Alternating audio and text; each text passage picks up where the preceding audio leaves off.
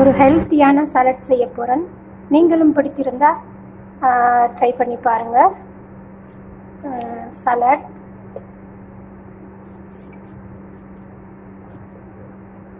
குடமிளகாய்,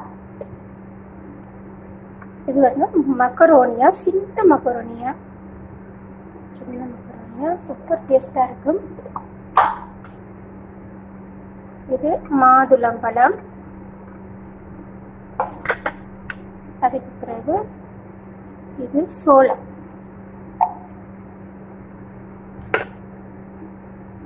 lemon juice.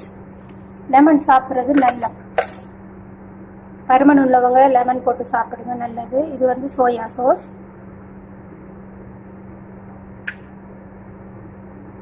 Olive oil, எண்ணெய், இதெல்லாம் சேர்த்துட்டு இப்படி மிக்ஸ் பண்ண வேண்டியது தான். சலாட் தான் செய்தாச்சு.